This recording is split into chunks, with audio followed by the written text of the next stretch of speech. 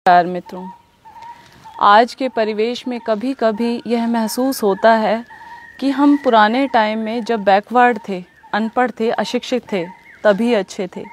आज जितना ज़्यादा साइंस तरक्की करती जा रही है, हम उतना ही परेशान और दुखी होते जा रहे हैं।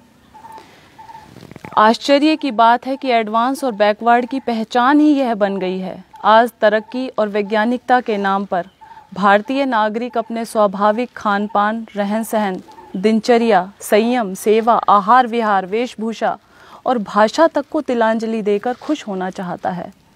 वह गुलामी की प्रवृत्ति का शिकार होकर विदेशी संस्कृति को जल्दी से जल्दी अपनाने में अपना गौरव समझ रहा है। मैकाले की शिक्षा द्वारा अंग्रेजियत हमारे खून में समा गई है, जिसका परिणाम शारीरिक, चारित्रिक व सामाजिक पतन के रूप में स्पष्ट दिखाई दे रहा है। सर्वेक्षण करके देखें तो अनुभव से पाया गया कि सरकारी व निजी विद्यालयों में विद्यार्थियों का 90% धन और समय केवल अंग्रेजी की पढ़ाई में खर्च होता है, किंतु परीक्षा परिणाम देखने पर पता लगता है कि 90% विद्यार्थी अंग्रेजी में ही फेल होते हैं, जिसके कारण युवक आगे पढ़ने में असमर्थ हो जाते हैं।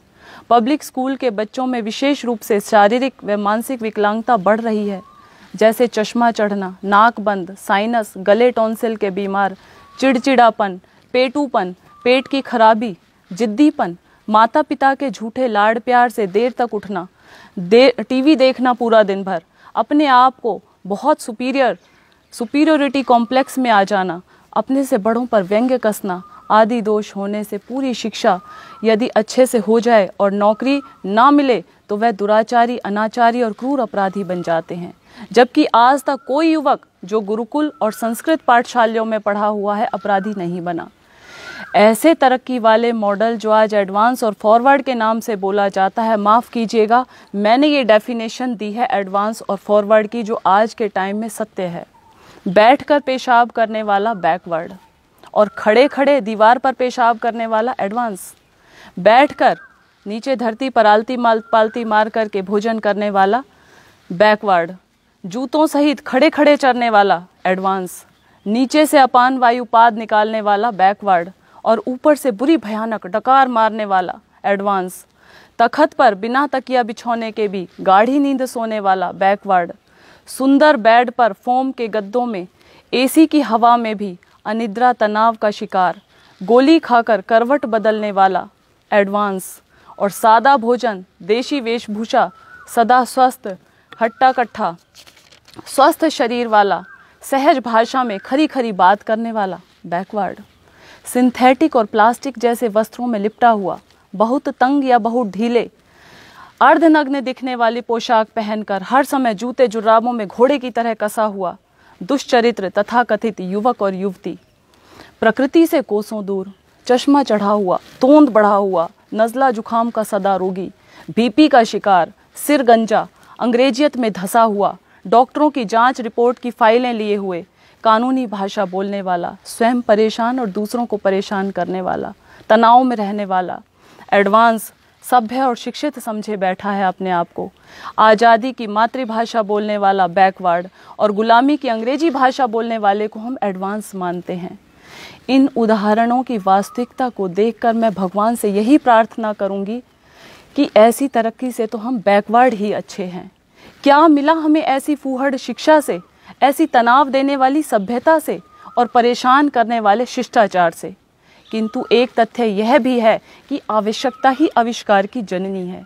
जब मनुष्य की संख्या अधिक होने पर ज़्यादा सुविधा का इच्छुक बनकर अपनी इच्छाओं का दास हो अनुचित मार्ग से संग्रह का रास्ता अपनाया, अति संग्रह के परिणाम स्वरूप सामाजिक संतुलन और अभाव बढ़ गया। फिर एक दूसरे की आपस में प्रतिस्पर्धा और ईर्ष्या द्वेष बढ़ गए।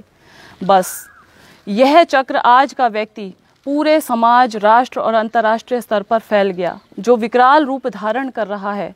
एक व्यक्ति दूसरे का शोषक बन रहा है, आदमी को आदमी खा रहा है। एक राष्ट्र दूसरे राष्ट्र को समाप्त कर सारी सुविधा संपत्ति अपने पास समेट लेना चाहता है। और यह तथ्यपूर्ण सत्य है, भस्मासुर की भांति हिंसा और संग्रह की प्रवृत्ति स्वयं शोषक और हिंसक को ही खा जाती है। आज के मानव का यह नारा ही मुझे चालाकी और धृष्टतापूर्ण लगता है, जो हर जगह लिखा होता है, लिव एंड लेट लिव, अर्थात जियो और जीने दो। इसके भेदपूर्ण अर्थ हैं। सीधे शब्दों में पहले अपने पास जीने खाने के साधन खूब इकट्ठा करो और मनमाना खाओ पियो, और जब उल्टी वमन होने लगे तो बचा खुचा जूठन गरीबों शोषितों में बांट दो, और फिर फोटो खिंचवा करके डाल दिया जाता है अखबारों के अंदर।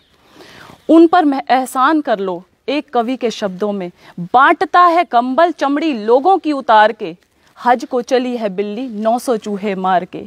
जबकि हमारी प्राचीन वैदिक संस्कृति इसके बिल्कुल विपरीत सबको एक साथ सुखी बनाने की घोषणा करती है। तेन तैक्तेन भुंजिता माँ गृधय कस्य स्विद्धनम, हे मानव तू त्याग पूर्वक भोग कर। इसका अर्थ है पहले बांटो, खूब बांटो, और उसके बाद जो थोड़ा बहुत बच जाए वह प्रसाद के रूप में भोगो।